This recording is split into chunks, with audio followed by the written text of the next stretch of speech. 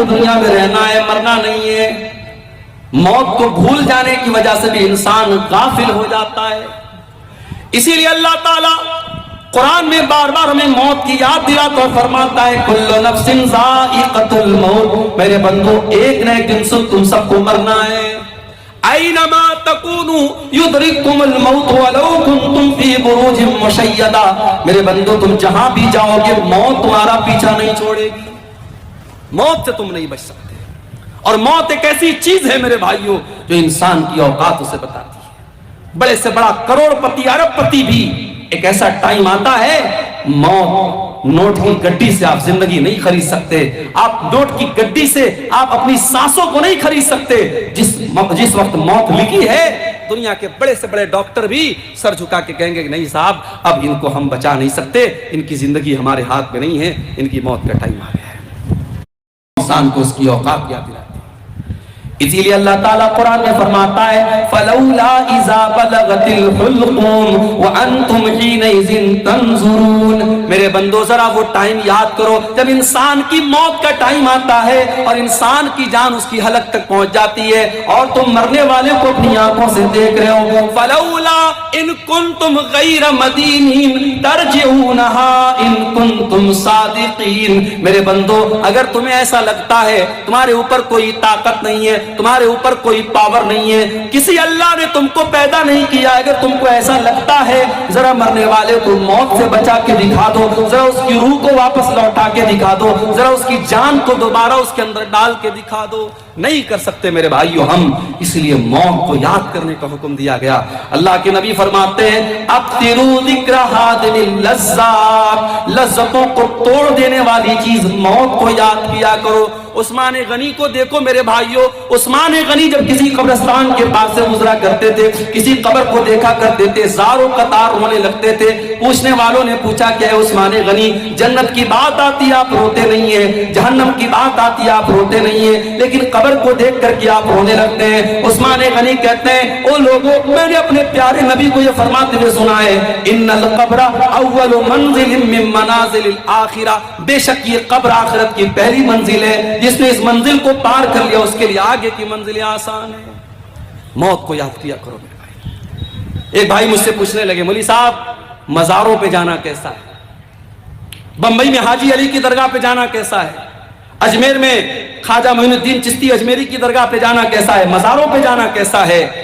میں نے کہا بھائی قبرستان جانے کی اجازت اس لیے دی گئی ہے تاکہ وہاں موت یاد آئے، اور معاف کرنا مزاروں پہ جا کے موت یاد نہیں آئے گی۔ جہاں عورتوں کا جمگھٹ لگا ہو، جہاں پھول اور مالائیں بک رہی ہوں، جہاں قبروں پر چادریں چڑھ رہی ہوں، اور جہاں شرک ہو رہا ہو، بدعات ہو رہی ہو، خرافات ہو رہی ہو، وہاں پر موت کبھی یاد نہیں آتی۔ اس لیے ایسے شرکی اڈوں پر جانا بھی ایک مسلمان کو سوٹ نہیں کرتا ہے، ایک موحد کو سوٹ نہیں کرتا ہے، نہیں جانا چاہیے میرے بھائیوں۔ ہاں عام قبرستان میں آپ جائیے، کبھی اللہ آپ کو توفیق دے آپ مدینہ منورہ کی جب آپ زیارت کریں گے، جب آپ مدینہ جائیں گے، ایک طرف نبی کی مسجد ہے اور دوسری طرف بقیع کا قبرستان ہے، اور اس بقیع کے قبرستان میں 10,000 سے زیادہ صحابہ کرام کی قبریں ہیں۔ ان سے بڑا ولی کون ہے، ان سے بڑا اللہ کا نیک بندہ کون ہے؟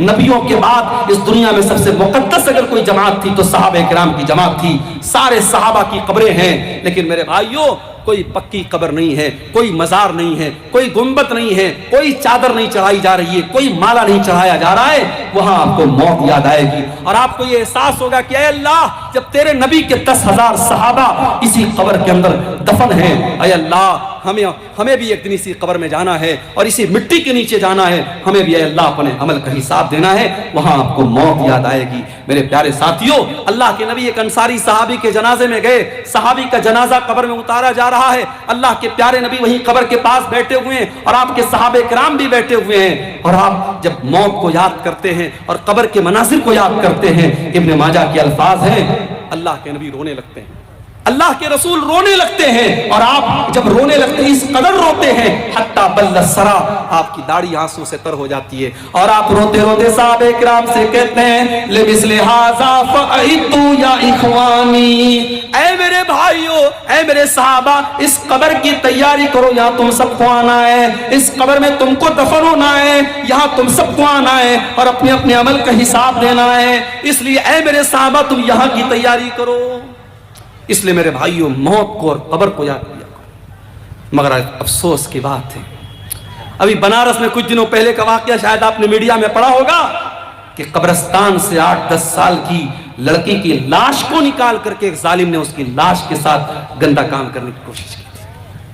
قبرستان میں بیٹھ کر کے لوگ چرس اور گانجا پی رہے ہیں، اور جوا کھیلنے والے جوا کھیل رہے ہیں، اور موبائل پر گندی ویڈیو دیکھنے والے قبرستان پر بیٹھ کر کے ویڈیو دیکھ رہے ہیں۔ یہ ہماری غفلت کی انتہا ہے، اور یہ ہماری دل کی سختی کا عالم ہے۔ میرے پیارے ساتھیوں، جب انسان موت کو یاد کرتا ہے تب اس کے دل کو اللہ تعالیٰ نرم کرتا ہے، اور اس کے دل سے غفلت دور ہوتی ہے۔ اور آگے بڑھیے، غفلت کی بیماری کی ایک اور وجہ ہے، اور وہ وجہ ہے برے لوگوں کی سنگت۔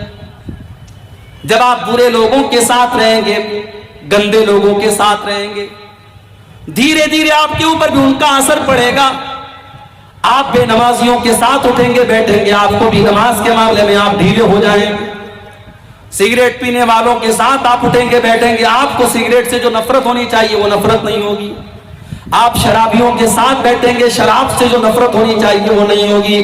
اسی لیے اللہ قرآن میں کہتا ہے یوم یعض الظالم علی یدیہ یقول یا لیتنی اتخذت مع الرسول سبیلا، قیامت کے دن ظالم انسان اپنے ہاتھ کو کاٹے گا اور کہے گا اے کاش میں نے رسول کا راستہ اختیار کیا ہوتا، یا ویلتا لیتنی لم اتخذ فلانا خلیلا، اے کاش میں نے فلاں کو اپنا ساتھی نہ بنایا ہوتا، اے کاش میں نے فلاں کو اپنا ساتھی نہ بنایا ہوتا، لقد اضلنی عن الذکر بعد اذ جاءنی، اس نے اللہ کے ذکر سے مجھ کو غافل کر دیا۔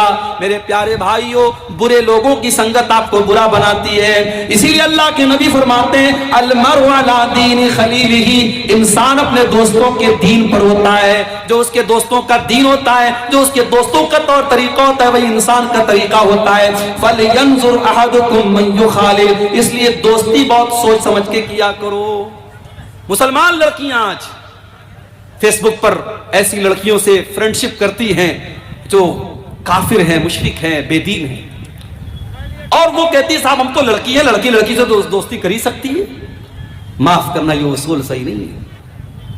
آپ کی لڑکی کسی گرلز کالج میں پڑھ رہی ہے جہاں صرف لڑکیوں کی تعلیم ہو رہی ہے، اور وہاں پہ آپ کی بیٹی ایسی لڑکی کو سہیلی بنا رہی ہے جس کا اسلام سے کوئی تعلق نہیں ہے، جس کے مذہب میں اور جس کے گھر میں کوئی پابندی نہیں ہے، اور جو 4 لڑکوں سے جس کا چکر چل رہا ہے، اس لڑکی کے ساتھ جب آپ کی برقع پہننے والی اور نقاب پہننے والی بیٹی جب اس لڑکی کے ساتھ اٹھے گی بیٹھے گی اور اس کی سہیلی بنے گی، تو معاف کرنا میرے بھائیوں اور میری بہنوں، اس کا اثر کہیں نہ کہیں آپ کے اوپر پڑے گا۔ بری صحبت سے بھی انسان غفلت کی بیماری میں پڑتا ہے۔ اس لیے اپنے لڑکوں اور لڑکیوں کی دوستی پر بھی نظر رکھو کہ وہ کس سے دوستی کر رہے ہیں۔ اگر برے دوستوں کے ساتھ آپ کا لڑکا یا لڑکی بیٹھ رہا ہے تو اس سے بھی آپ کے گھر میں بہت بڑا بگاڑ آنے کا اندیشہ ہے، اور یہ غفلت کی ایک بہت بڑی وجہ ہے میرے بھائی۔ اور آگے بڑھیے، غفلت کی ایک اور وجہ ہے قرآن کریم کو چھوڑ دینا۔ اللہ کی آخری کتاب قرآن کریم، جس کے اندر اللہ تعالیٰ نے یہ تاثیر رکھی ہے کہ قرآن ہمارے دلوں کو نرم کرتا ہے۔ قرآن کی آیتیں جب بار بار ہم پڑھتے ہیں، سنتے ہیں، اچھے قاری کی آواز میں قرآن کو سنتے ہیں، ہمارا دل نرم ہو جاتا ہے۔ اسی لیے اللہ کے پیارے نبی قرآن کو پڑھا بھی کرتے تھے اور سنا بھی کرتے تھے۔ بخاری کے الفاظ ہیں، اللہ کے پیارے نبی عبداللہ بن مسعود سے کہتے ہیں اے عبداللہ مجھے قرآن پڑھ کے سناؤ۔ عبداللہ بن مسعود کہتے ہیں اللہ کے نبی میں آپ کو قرآن کیسے پڑھ کے سناؤں، قرآن تو آپ ہی کے اوپر نازل ہوا ہے۔ آپ کہتے ہیں عبداللہ آج میں دوسرے کے منہ سے قرآن سننا چاہتا ہوں، ذرا مجھ کو قرآن پڑھ کے سناؤ۔ عبداللہ بن مسعود قرآن پڑھنے لگتے ہیں اور سورہ نساء کی تلاوت کرتے ہیں اور سورہ نساء کو پڑھتے ہوئے جب عبداللہ بن مسعود قرآن کی آیت پر پہنچتے ہیں فَكَيْفَ إِذَا جِئْنَا مِنْ كُلِّ أُمَّةٍ بِشَهِيدٍ وَجِئْنَا بِكَ عَلَىٰ هَٰؤُلَاءِ شَهِيدًا، اے نبی اس وقت آپ کا کیا حال ہوگا جب ہر امت میں سے ہم ایک گواہ لائیں گے، اور اے نبی ہم آپ کی امت کے اوپر آپ کو گواہ بنائیں گے۔ جب اللہ کے نبی نے قرآن کی آیت کو سنا، بخاری کے الفاظ ہیں ذرفتینا، اللہ کے نبی رونے لگے اور آپ نے کہا عبداللہ بس کرو بس کرو۔ عبداللہ کہتے میں نے نظریں اٹھا کے دیکھا فَإِذَا عَيْنَاهُ تَذْرِفَانِ، اللہ کی نبی کی آنکھوں سے آنسو بہ رہے تھے۔ میرے پیارے بھائیو، قرآن اللہ کی وہ کتاب ہے، لو انزلنا هذا القرآن على جبل لرأيته خاشعا متصدعا من خشية اللہ، اگر اس قرآن کو ہم نے کسی پہاڑ کے اوپر بھی اتارا ہوتا تو پہاڑ بھی اللہ کے خوف سے چور چور ہو جاتا، پہاڑ بھی اللہ کے خوف سے ریزہ ریزہ ہو جاتا۔ انسان کا دل تو گوشت پوست سے بنا ہے، انسان کا دل تو معمولی ہے، انسان کے دل کی کیا اوقات ہے میرے بھائیو۔ قرآن کی تو یہ تاثیر ہے، قرآن کسی پہاڑ پر بھی اترا ہوتا تو قرآن کے اثر سے پہاڑ بھی چکنا چور ہو جاتا۔ قرآن سے اپنا تعلق مضبوط کرو میرے بھائی۔ اور آگے رمضان کا مہینہ آ رہا ہے، اور رمضان کا مہینہ قرآن کے نزول کا مہینہ ہے، اسی مہینے میں قرآن اترا ہے، اور روزے اور قرآن کے ساتھ بڑا گہرا تعلق ہے۔ اللہ کے نبی فرماتے، بخاری اور مسلم کی روایت ہے کہ قیامت کے دن اللہ کے پاس روزہ بھی چل کے آئے گا اور قرآن بھی چل کے آئے گا، اور روزہ کہے گا اے اللہ منعتہ الطعام والشراب فی النہار، اے اللہ دن کے 14-15 گھنٹے تیرا یہ بندہ بھوکا رہتا تھا، پیاسا رہتا تھا۔ روزہ کہے گا اے اللہ میری تیرے ڈر سے اور میری وجہ سے یہ کھانا اور پانی نہیں کھاتا تھا پیتا تھا، اے اللہ تو اس کو معاف کر دے، اس کی مغفرت کر دے۔ اور قرآن کہے گا منعتہ النوم باللیل، اے اللہ دنیا رات میں سوئی رہتی تھی، دنیا رات میں عیش کرتی تھی، اے اللہ تیرا یہ بندہ راتوں کو اٹھ کر کے قرآن پڑھا کرتا تھا، تہجد میں قرآن پڑھتا تھا، تلاوت کرتا تھا قرآن کی، قرآن ہمارے لیے سفارش کرے گا۔ میرے بھائیو اس قرآن سے اپنا تعلق مضبوط کر لو۔ اگر چاہتے ہو کہ دل سے غفلت کی چادر ختم ہو جائے، دل سے غفلت کی لیئر ہٹ جائے اور دل پہ گناہوں کے جو دھبے ہیں وہ مٹ جائیں، تو قرآن سے اپنا تعلق مضبوط کر لو۔ اسی لیے آپ دیکھیے کہ قرآن میں اللہ کہتا ہے فَلَا يَتَدَبَّرُونَ الْقُرْآنَ مَا لَا قُلُوبٍ أَقْفَالُهَا، جو لوگ قرآن کے اوپر غور نہیں کرتے ان کے دلوں کے اوپر تالے لگ جاتے ہیں۔ موبائل میں آپ دیکھیے جب موبائل میں لاک لگ جاتا ہے تو جب تک آپ پاسورڈ نہیں ڈالیں گے لاک نہیں کھلے گا۔ دل کے لاک کو کھولنے کا اگر کوئی طریقہ ہے تو قرآن کریم ہے میرے پیارے ساتھیوں۔ اس لیے قرآن سے اپنا تعلق مضبوط کرو، اور قرآن کو صرف جو حافظ ہیں ان کو نہیں پڑھنا ہے، قرآن کو ہر ایک کو پڑھنا ہے۔ اگر آپ قرآن اٹک اٹک کے پڑھتے ہیں، قرآن جو ہے مہارت کے ساتھ نہیں پڑھ پاتے ہیں، قرآن پڑھتے وقت اگر آپ کی زبان اٹکتی ہے، اٹک اٹک کر کے پڑھنے والے کو ڈبل ثواب ملے گا۔ قرآن آپ سمجھ کر کے نہیں پڑھ پا رہے، صرف قرآن کا عربی میٹر پڑھ رہے ہیں، قرآن کا عربی ٹیکسٹ پڑھ رہے ہیں، اس پر بھی آپ کو ثواب ملے گا۔ سمجھ کے پڑھے بہت اچھی بات ہے، بغیر سمجھے بھی اگر آپ قرآن کو پڑھ رہے ہیں تو اللہ کے نبی فرماتے ہیں کہ ایک ہر پر 10 نیکی ملے گی۔ میرے بھائیوں آج قرآن سے ہم دور ہیں، اور حالات یہ ہے کہ ہمارا نوجوان 1 گھنٹے کے لیے موبائل کے بغیر نہیں رہ سکتا ہے۔ 1 گھنٹہ اگر موبائل کی بیٹری ختم ہو جائے بے چین ہو جاتا ہے، نہ جانے کس کی کال آئی ہوگی، نہ جانے کس کا میسج آیا ہوگا، نہ جانے کون کون مجھ کو یاد کر رہا ہوگا۔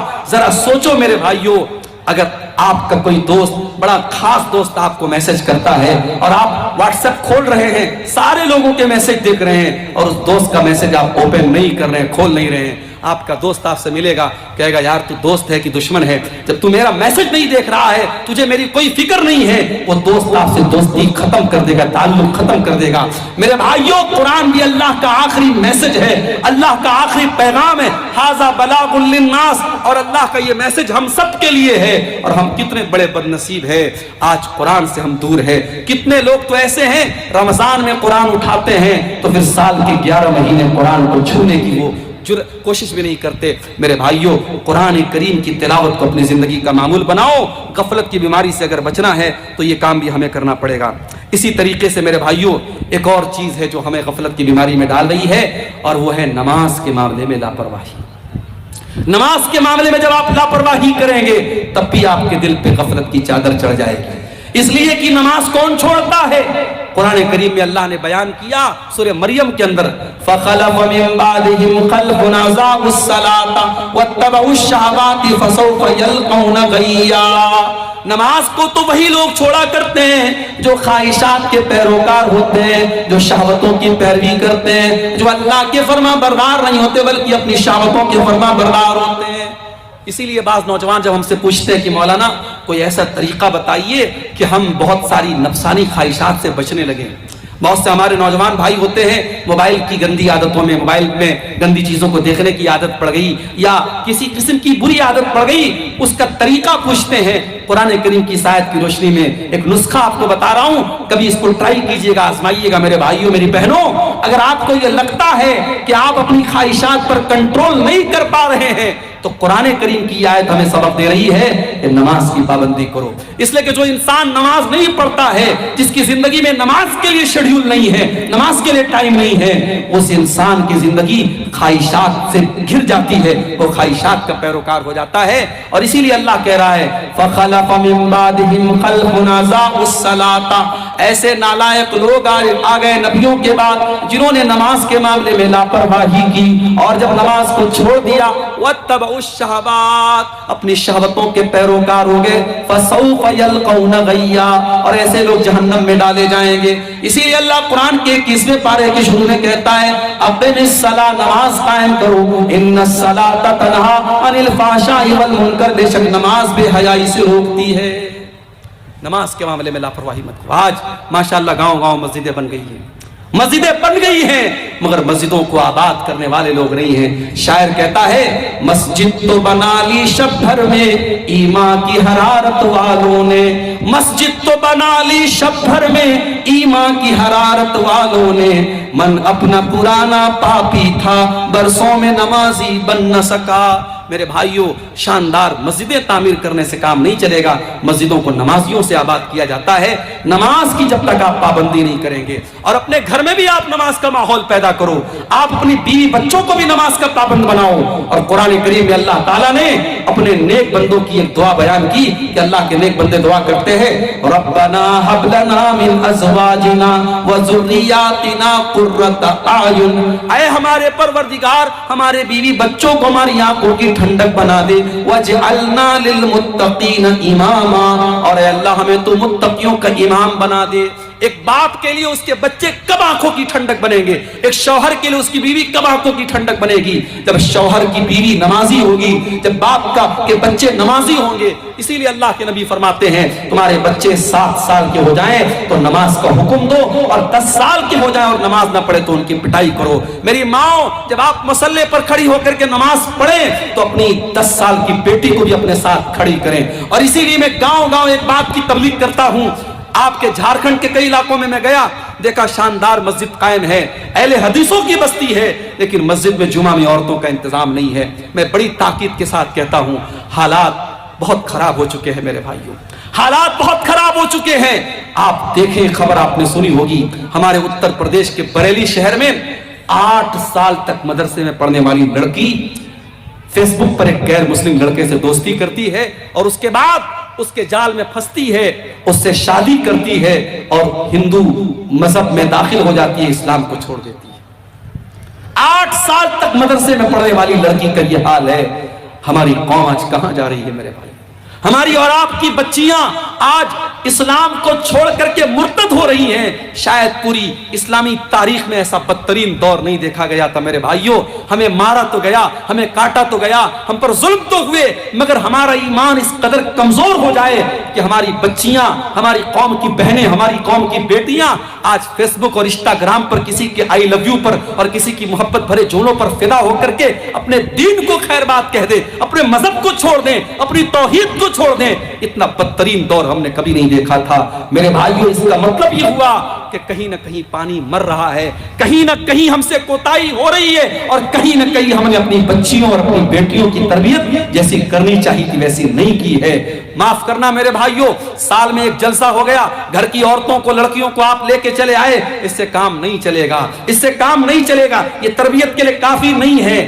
آپ کے گاؤں میں اگر جامع مسجد ہے جہاں جمعہ کا خطبہ ہو رہا ہے، میں بڑی تاکید کے ساتھ کہتا ہوں ہر وہ مسجد جہاں جمعہ کا خطبہ ہو رہا ہو، آپ عورتوں کے لیے سیپریٹ انتظام کیجئے، ان کی انٹری الگ ہو، ان کا سینہ الگ ہو، ان کا دروازہ الگ ہو، پردے کا معقول انتظام ہو۔ آپ کے گھر کی عورتیں جب جمعہ کے خطبے میں جائیں گی، ایک سال میں 50-52 جمعہ کا خطبہ سنیں گی، آدھا گھنٹے کے یہ جمعہ کے خطبے جب وہ 50 بار سنیں گی، ان کی دین کی بہت ساری معلومات ان کو ملے گی۔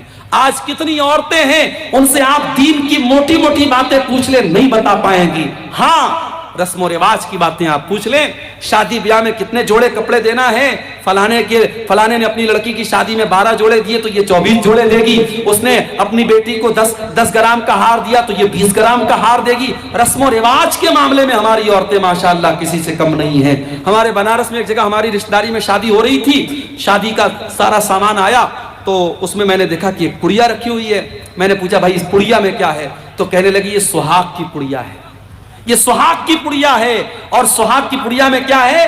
سندور رکھا ہوا ہے، ماتھے کی بندی رکھی ہے۔ مسلمان عورت کے بھی آج شادی کے موقع پہ سندور اور بندی ان کے یہاں چل رہا ہے۔ میں نے فوراً منع کیا اور سمجھایا کہ یہ اسلام کا اس سے کوئی تعلق نہیں ہے، اسلام میں عورت کے سہاگ کی کوئی جسمانی نشانی نہیں ہے، عورت کے نکاح کی ایک ہی نشانی ہے شوہر کے دل میں اس کی محبت، بس کوئی بندی، کوئی سندور، کوئی منگل سوتر، یہ اسلام میں کوئی سہاگ کی نشانی نہیں ہے۔ آج یہ شرکیہ اور جاہلانہ چیزیں ہماری ماں بہنوں کے اندر آئی ہیں۔ میرے بھائیوں، جب تک آپ محنت نہیں کریں گے ان عورتوں کی تبلیغ پر اور کام نہیں کریں گے اپنی لڑکیوں کی دینی تعلیم پر، آپ حالات کو سدھار نہیں سکتے ہیں۔ پانی بہت سر سے اونچا جا رہا ہے اور ہمیں اللہ کے نبی کی وہ حدیث یاد آتی ہے، آپ نے قیامت کے پہلے بتایا تھا کہ ایسا دور آئے گا یبیع دینہ بعرض من الدنیا، دنیا کے چند ٹکوں کے بدلے میں انسان اپنے دین کا سودا کر لے گا۔ آج وہ حالات ہم دیکھ رہے ہیں کہ چند ٹکوں کے بدلے میں کتنے لوگ مشرک ہو رہے ہیں، منافق ہو رہے ہیں، کتنے لوگ داڑھی رکھ کر کے، کرتا پہن کر کے، ٹوپی لگا کر کے آج نیوز چینل پر آ کر کے، ٹی وی چینل پر آ کر کے اللہ کے بارے میں اناپ شناپ بک رہے ہیں، اسلام کے بارے میں الٹی سیدھی چیزیں بک رہے ہیں اور شرکیہ نعرے اپنی زبان سے نکال رہے ہیں۔ یہ ایمان کی کمزوری کا دور ہے میرے بھائیوں، یہ فتنوں کا دور ہے۔ اپنے بچوں کی تربیت پر توجہ دو، خود بھی نماز کی پابندی کرو اور ان کو بھی نماز کا پابند بناؤ۔ یاد کرو ابراہیم خلیل اللہ کو جب اپنے لخت جگر اسماعیل کو اور اپنی بیوی ہاجرہ کو جب مکہ میں چھوڑ کے جا رہے تھے، اور وہ مکہ کوئی آج کا مکہ نہیں تھا جہاں اتنا بڑا ٹاور، کلاک ٹاور موجود ہے اور بڑی بڑی بلڈنگیں موجود ہیں۔ وہ مکہ ایسا مکہ تھا کہ بے آب ہو گیا سرزمین تھی، نہ پانی کا ایک قطرہ تھا، نہ اناج کا ایک دانہ تھا۔ اس مکہ میں جب چھوڑ کے جا رہے تھے، ابراہیم کیا دعا کرتے ہیں؟ ربنا انی اسکنت من ذریتی بواد غیر ذی زرع عند بیتک المحرم ربنا لیقیموا الصلاۃ۔ اے پروردگار، اپنے بیوی بچے کو اس بے آب ہو گیا سرزمین میں چھوڑ کے جا رہا ہوں، ربنا لیقیموا الصلاۃ، اے اللہ تو توفیق دے ان کو یہ نماز قائم کرے۔ ابراہیم کو چنتا ہے اپنے بچوں کے نماز قائم کرنے کی۔ میرے پیارے بھائیوں، آپ کو کیوں چنتا نہیں ہے؟ آپ کو کیوں فکر نہیں ہے؟ آپ گھومنے جاتے ہیں، بچوں کو لے کے جاتے ہیں، ہوٹل میں کھانا کھاتے ہیں، بچوں کو لے کے کھانا کھاتے ہیں، بیوی کو لے کے کھانا کھاتے ہیں۔ کیا آپ یہ گوارا کریں گے؟ کیا آپ یہ پسند کریں گے کہ آپ تو جنت میں چلے جائیں اور آپ کی بیوی جہنم میں چلی جائے، آپ کے بچے جہنم کی آگ میں جلیں؟ میرے بھائیوں، ہم کبھی یہ پسند نہ کریں گے۔ اسی لیے اللہ قرآن میں بار بار کہتا ہے قوا انفسکم واہلیکم نارا، اے ایمان والو اپنے آپ اور اپنے گھر والوں کو جہنم کی آگ سے بچاؤ، جہنم کی آگ سے بچاؤ۔ جس پریوار سے آپ محبت کرتے ہیں اسے جہنم کی آگ میں جلتا ہوا نہیں دیکھ سکتے۔ اسی لیے جب آپ رات میں تہجد کے لیے اٹھے تو اپنی محترمہ کو بھی اٹھائیں کہ چلو اٹھو تم پڑھو۔ اور میں اپنی ماں سے کہنا چاہتا ہوں، بہت سی عورتیں ہوتی ہیں رات میں تہجد پڑھتی ہیں لیکن شوہر کو کبھی نہیں اٹھاتی ہیں۔ اللہ کے نبی فرماتے ہیں رحم اللہ رجلا قام من اللیل، اللہ تعالیٰ کی رحمت نازل ہوتی ہے اس انسان کے اوپر جو رات میں اٹھ کر کے تہجد پڑھتا ہے، وہ ایقظ امرأتہ، اور اپنی بیوی کو اٹھاتا ہے۔ اگر بیوی انکار کر دیتی ہے، اپنی بیوی کے چہرے پر پانی چھڑک کر کے اس کو اٹھاتا ہے، اور اللہ تعالیٰ کی رحمت نازل ہوتی ہے اس عورت کے اوپر جو رات میں اٹھ کر کے تہجد پڑھتی ہے اور اپنے شوہر کو بھی اٹھاتی ہے۔ میری پیاری ماں اور بہنوں، ایسی بیوی بنو جو شوہر کے دین میں اس کی مدد کرے، شوہر کے اندر کوئی غلط عادت ہے اس کو چھڑانے والی بنو۔ اسی لیے جب اللہ کے رسول سے پوچھا گیا کہ بہترین عورت کی نشانی کیا ہے، آپ نے 3 چیزیں بتائی۔ پہلی چیز التی تسرہ اذا نظر، جب شوہر دیکھے تو خوش ہو جائے. دوسری چیز وتطیعہ اذا امر، جب شوہر کوئی بات کہے تو مانے. اور تیسری چیز ولا تخالفہ فی نفسہا ومالہ بما یکرہ، شوہر کے مال کی اور اپنے عزت و آبرو کی حفاظت کرے. یہ قیمتی عورت کی نشانی ہے. تو میرے بھائیوں، نماز کا ماحول اپنے گھر میں پیدا کرو، بیوی بچوں کو بھی نماز کا پابند بناؤ اور خود بھی نماز کا پابند بناؤ. جب تک ہم نماز کی پابندی نہیں کریں گے دل سے غفلت کی چادر ختم ہونے والی نہیں ہے. اور آخری چیز جو بیان کر کے میں بات ختم کروں گا میرے بھائیوں، غفلت کی ایک اور بہت بڑی وجہ یہ ہے، جب ہم گناہ پر گناہ کرتے چلے جاتے ہیں، جب گناہ ہماری نظر میں ہلکے ہو جاتے ہیں اور گناہوں کو ہم خطرناک سمجھنا چھوڑ دیتے ہیں، تب بھی ہم غفلت کے شکار ہو جاتے ہیں. یاد رکھو میرے بھائی، گناہ گناہ ہے، چاہے وہ گناہ چھوٹا ہو چاہے وہ گناہ بڑا ہو. کبھی گناہوں کو حقیر مت جانو اور اپنے آپ کو گناہوں سے بچانے کی کوشش کرو.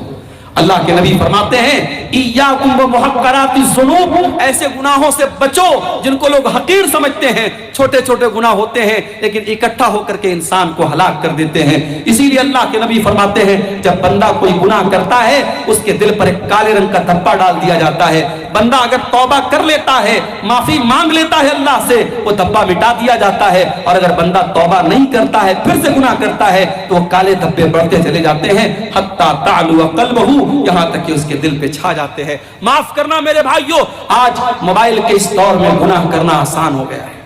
آج اس دور میں زنا کرنا آسان ہے، اس دور میں بے پردہ ہونا آسان ہے، اس دور میں حرام کاروبار کرنا آسان ہے. اور گناہوں کا آسان ہونا بھی بہت بڑی آزمائش ہے میرے بھائیوں. جس دور میں گناہ آسان ہو جائیں اس دور میں اپنے دامن کو گناہوں سے بچانا یہ جہاد سے کم نہیں ہے. اسی لیے اللہ کے نبی نے فرمایا تھا بدا الاسلام غریبا، اسلام جب شروع ہوا تھا تو اجنبی تھا، وسیعود کما بدا غریبا، اور ایک ایسا دور پھر سے آنے والا ہے جب اسلام پر عمل کرنے والے اجنبی بن جائیں گے. اسلام پر عمل کرنا لوہے کے چنے کے چبانے جیسا ہو جائے گا. اسلام پر عمل کرنا ہاتھوں میں انگارے لینا جیسا ہو جائے گا. ایک لڑکی بے پردہ گھومے گی تو گاؤں والے کہیں گے، اس کی بہنیں کہیں گی، اس کے محلے کی عورتیں کہیں گی ارے یہ بڑی پردے دار بنتی ہے، نقاب میں رہتی ہے، پردے میں رہتی ہے. اگر کوئی عورت اپنے دیور سے پردہ کرے، بنارس میں ہمارے ایک دوست نے شادی کی، ان کی بیوی شادی کر کے آئی، اس نے گھر میں جوائنٹ فیملی رہتے تھے، اس کی بیوی نے کہا کہ میں اپنے دیور اور جیٹ کے سامنے نہیں آؤں گی، میں دیور اور جیٹ کے سامنے نہیں آؤں گی. سسر کے سامنے آ سکتی ہوں، سسر میرے محرم ہے، لیکن دیور اور جیٹ غیر محرم ہے، میں دیور جیٹ کے سامنے نہیں آؤں گی. گھر والوں کے لیے بڑی شاکنگ بات تھی، یہ ایسا کیسے ہو سکتا ہے، ایسا کیسا پردہ کہ دیور کے سامنے نہیں آئے گی، جیٹ کے سامنے نہیں آئے گی. لیکن جب انہوں نے علماء سے پوچھا اور مسئلہ پوچھا تو مسئلہ تو یہی ہے کہ صاحب دیور جیٹ سے پردہ کرنا ہے. اب یہ حالات ہے کہ وہ لڑکی کچن میں کام کرتی ہے اور گھر میں کھانا کھا رہی ہے، کھانا دے رہی ہے اپنے گھر والوں کو، مگر دیور اور جیٹ سے پردہ کرتی ہے. اگر شادی میں کہیں جاتی ہے وہ عورت، وہ لڑکی، اور چاہے وہ اپنے رشتہ داری کی شادی ہو، اگر وہاں مردوں کا بھی آنا جانا ہے عورتوں کی سائیڈ میں تو وہاں وہ نقاب میں رہتی ہے. عورت کو عورت سے پردہ نہیں کرنا ہے لیکن عورت کو مردوں سے تو پردہ کرنا ہے. آج ایسی عورتوں کو لوگ کہیں گے صاحب یہ تو بڑی کٹر مسلمان بنتی ہے، یہ تو بڑی پردے دار مسلمان بنتی ہے. آج نوجوان اگر چہرے پر شرعی داڑھی رکھ لے تو سماج کہے گا یہ تو ملا بن گیا، یہ تو حافظ جی بن گیا، یہ تو مولوی صاحب بن گیا. اور وہی کلین شیپ کرا لے لوگ کہیں گے صاحب یہ تو ماشاءاللہ بڑا اسمارٹ ہے، ہینڈسم ہے. آج اگر کوئی نوجوان لڑکا اپنے آپ کو زناکاری اور بدکاری سے دور رکھے تو لوگ کہیں گے ارے یہ تو بڑا آؤٹ ڈیٹڈ لڑکا ہے، اس کو تو کوئی گھاس نہیں ڈالتا ہے. اور جو لڑکا رات میں 2 بجے تک غیر محرم لڑکیوں سے بات کرتا ہے سماج کہتا ہے صاحب یہ تو بڑا چالو لڑکا ہے، بڑا ایڈوانس لڑکا ہے. یہ حالات ہے میرے بھائیوں.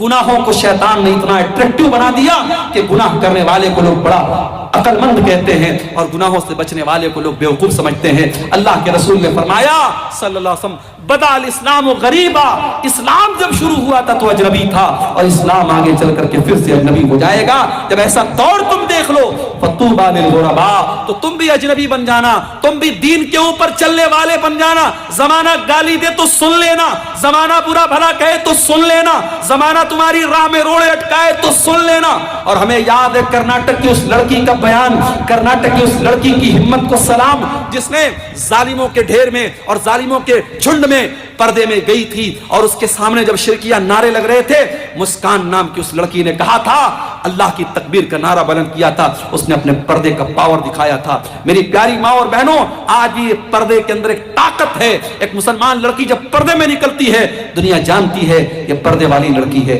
اس کو چھیڑا نہیں جا سکتا۔ ابھی آج کل ایک آپ نے نیوز دیکھی ہوگی، بمبئی سے کوئی پردے والی آپا ہیں، وہ صاحب پیدل حج کرنے کے لیے نکلی ہیں۔ ابھی ایک مسئلہ کسی طریقے سے ختم ہوا کیرل کے شہاب بھائی کا، وہ بیچارے کسی طریقے سے پیدل حج کر کے آئے، ابھی ایک نئی آپا آئی ہے پیدل حج کرنے والی ہیں۔ معاف کرنا، ایسی عورتوں کا مقصد ثواب حاصل کرنا نہیں ہے، اپنی پبلسٹی کرنا ہے۔ ورنہ علماء جانتے ہیں شریعت کا بڑا واضح اصول ہے کہ اگر دو کام ہیں اور دو کام میں سے ایک مشکل اور ایک آسان ہے تو شریعت کہتی ہے اگر دونوں کام جائز ہے تو آسان کام کو آپ اپنا لو۔ اگر آپ کو نماز پڑھنی ہے اور ٹھنڈی چھاؤں بھی موجود ہے اور کڑی دھوپ بھی ہے تو کڑی دھوپ میں کھڑے ہو کر کے نماز پڑھنا کوئی ثواب کا کام نہیں، آپ ٹھنڈی چھاؤں میں کھڑے ہو کر کے نماز پڑھیے۔ اگر مسجد میں پنکھا ہے اور پنکھا چلا کر کے آپ نماز پڑھ سکتے ہیں تو کوئی ضرورت نہیں کہ آپ پسینہ کھائیں۔ اگر ہوائی جہاز کا انتظام ہے اور آپ 4 گھنٹے میں آپ جو ہے جھارکھنڈ سے رانچی سے آپ جدہ پہنچ سکتے ہیں اور آپ پٹنہ سے جدہ پہنچ سکتے ہیں تو کوئی ضرورت نہیں ہے آپ پیدل آپ حج کرنے کے لیے نکلیں اور دنیا کو کے اندر پبلسٹی کریں۔ آج دین کو پبلسٹی کا بھی ایک ذریعہ بنا دیا گیا ہے۔ میرے بھائیوں، آج حالات یہ ہیں، ممبئی کے ایک بہت بڑے کاروباری، ممبئی اور گجرات کے ایک بہت بڑے کاروباری فیملی میں شادی ہونے والی ہے۔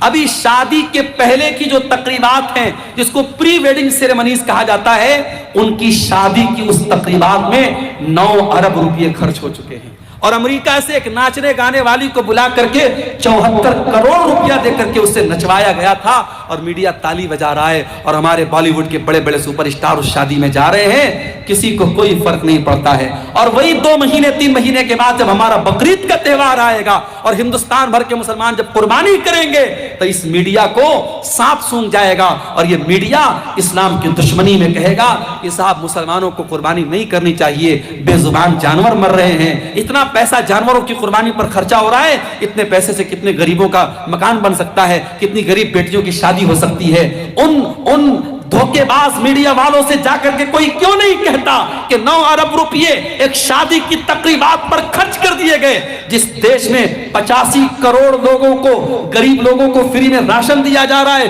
اس دیش میں ایک انسان کی شادی پر 9 ارب روپے خرچ کیے جا چکے ہیں۔